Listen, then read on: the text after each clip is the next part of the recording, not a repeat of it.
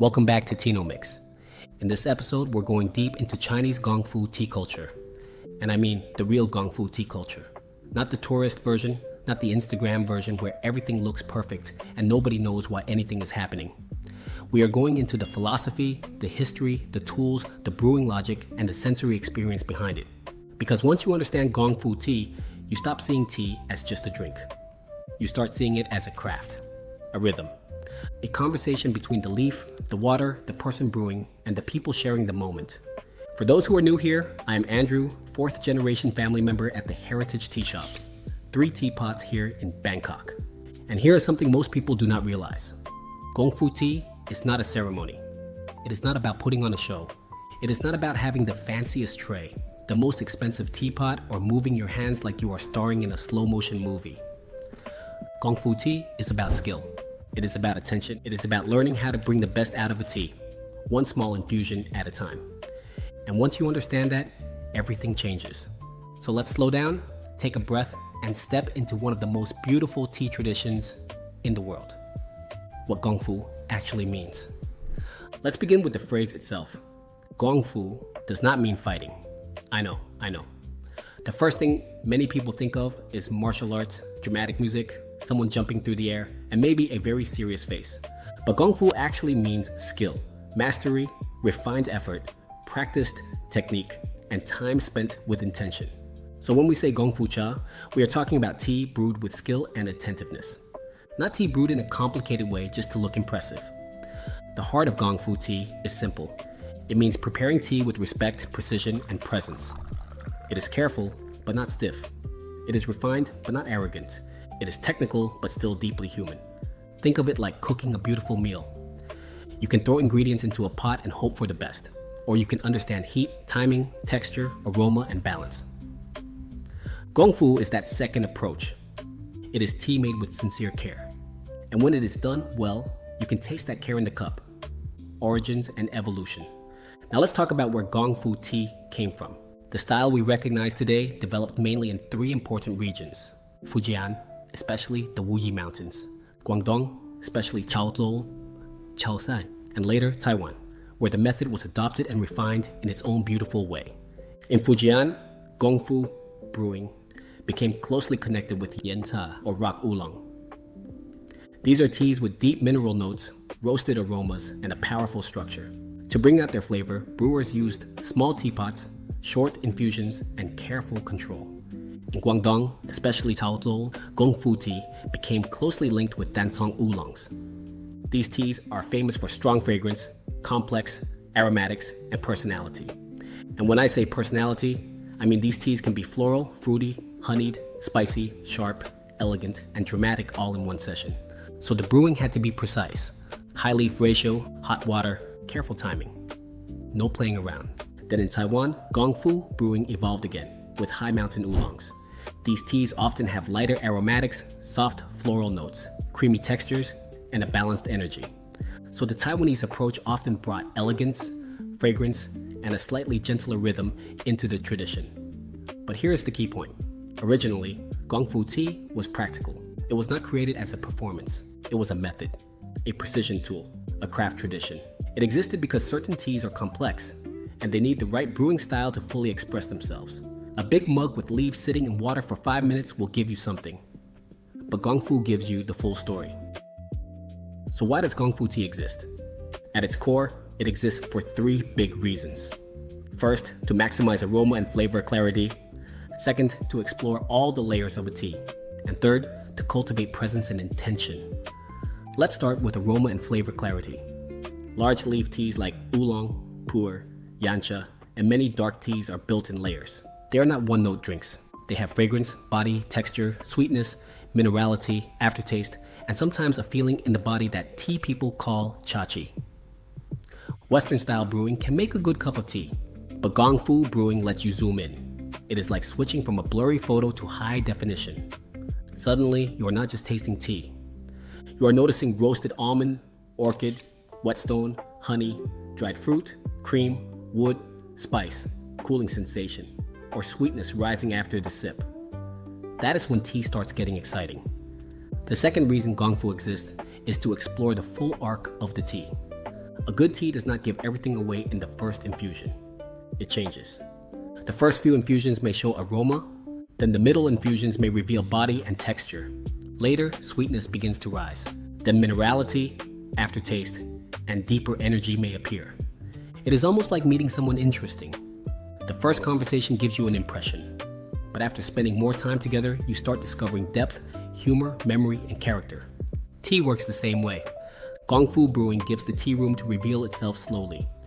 And the third reason is presence. The rhythm of Gongfu tea is slow, intentional, mindful, and precise. You warm the vessel, you smell the leaves, you pour carefully, you taste slowly, you pay attention. And in a world where everyone is rushing, scrolling, answering messages, and doing 12 things at once, Gongfu tea quietly says, "Hey, come back here, be in this moment." It becomes a kind of moving stillness. You are doing something, but the doing brings you calm. That is one of the beautiful secrets of Gongfu tea. It is not only about making better tea, it is also about becoming a more attentive person. It's tools and setup. Now let's look at the Gongfu tea setup. At first, the tools can seem intimidating.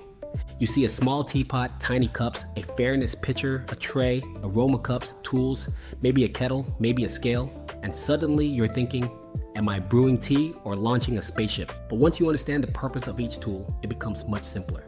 The setup is not about decoration. Each tool has a function. The first major tool is the gaiwan, or small teapot. A gaiwan is a lidded bowl used for brewing tea. It is simple, elegant, and very revealing. Because porcelain does not hide much, a gaiwan gives you clarity. It lets you taste the tea cleanly and directly. A small teapot, especially one made from yixing clay, behaves differently. Clay can soften the edges of tea, add roundness, and deepen the body. So a gaiwan is often about purity and clarity. A yixing teapot is often about depth and texture. And the reason both are small is very important. Small vessels allow high leaf ratios, short brew cycles, better heat retention, and more control. Instead of making one big pot and hoping it works, Gongfu brewing lets you adjust infusion by infusion. Next, we have the fairness pitcher, also called a cha hai. This is used to pour the brewed tea out of the teapot or gaiwan before serving. Why? Because the tea at the beginning of a pour and the tea at the end of a pour may not taste exactly the same. The fairness pitcher blends the infusion so everyone receives the same flavor. That is why it is called a fairness pitcher. It is not just practical, it reflects hospitality. Nobody gets the weak sip. Nobody gets the overcooked sip. Everybody gets the good stuff. That is tea justice right there. Then we have aroma cups, known as wenjiangbei. These are used to concentrate fragrance before drinking. They are especially important in Taiwanese and Chaozhou traditions. The idea is that aroma is a huge part of the tea experience. Before the tea reaches your tongue, it already begins speaking through scent. Then there is the Gongfu tray. This helps manage water, rinsing, spills, and temperature control. Because yes, water will spill. And no, that does not mean you failed. In Gongfu tea, a little water movement is part of the process. The tray keeps everything graceful and practical. Then we have the small cups. These are important because they slow you down. You are not gulping tea like it is iced water after football practice. You are sipping, noticing, returning. The small cup makes the experience more focused. Finally, there are tools like a pick, funnel, scoop, or tongs. Some help with presentation, some help manage leaves, some keep the process clean and respectful. Again, the point is function first. Beauty comes naturally when function is done with care. Brewing logic. Now let's get into the science behind Gongfu brewing. Because Gongfu is not random. It may look artistic, but underneath the beauty is clear brewing logic. The first principle is high leaf to water ratio. In Gongfu brewing, you use more tea leaf and less water than in Western style brewing. A common example might be 8 grams of tea for 100 milliliters of water, or 5 grams for 70 milliliters. That sounds like a lot of leaf. And yes, it is. But remember, we are not steeping it for a long time. We are using short infusions. That high leaf ratio gives richer aromatics, stronger texture, and more layered extraction. The second principle is short infusions. Early infusions may be only 4 to 10 seconds. That is fast. That is not go check your phone and come back later brewing. That is stay right here, my friend. Short infusions prevent bitterness and over-extraction. They capture the most lively aroma compounds while keeping the tea clean and balanced.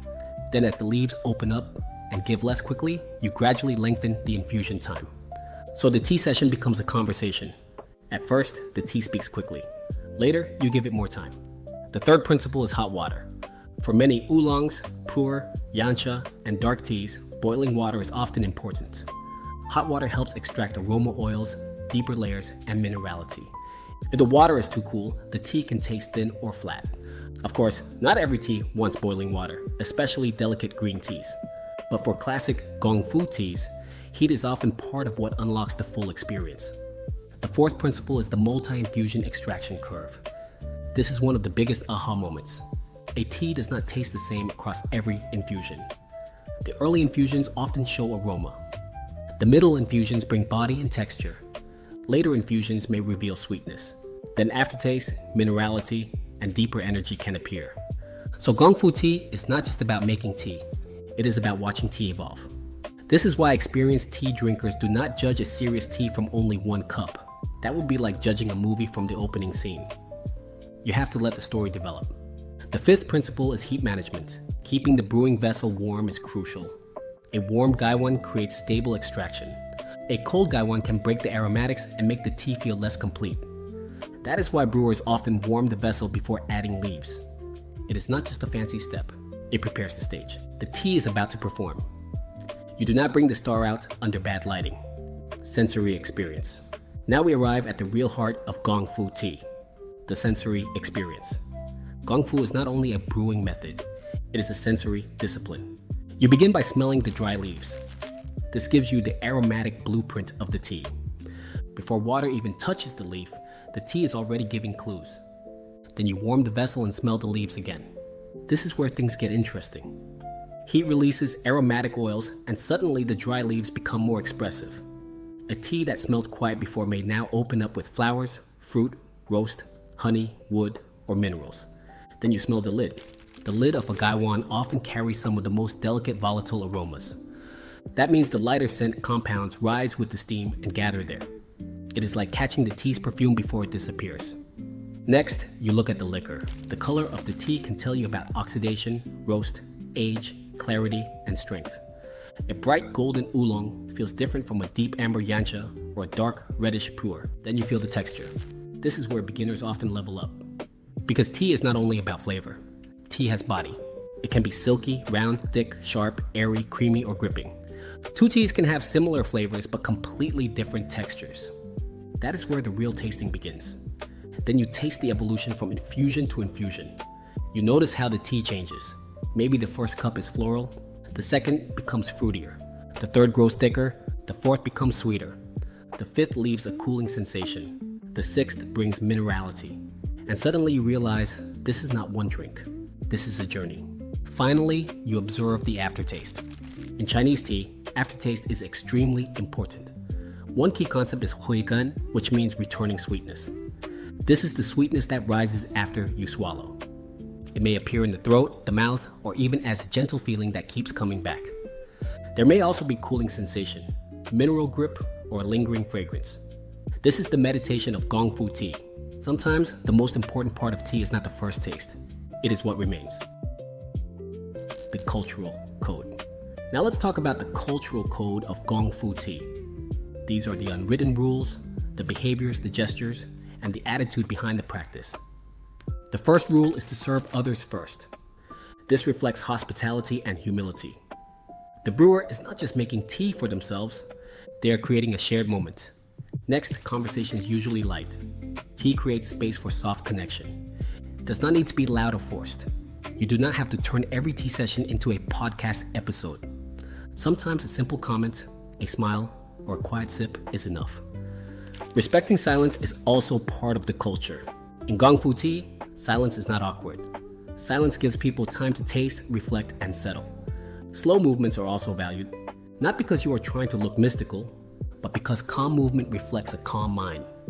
The way someone brews tea often reveals their state of attention. There is also no need to rush infusions. The brewer sets the pace. A rushed tea session loses the point, because Gong Fu tea is not just about getting liquid into cups, it is about creating rhythm. Gratitude is another important part of the culture. Gratitude to the land, to the farmers, to the makers, to the people who carried this tradition forward. Good tea does not just appear. It comes from soil, weather, labor, craft, history, and care.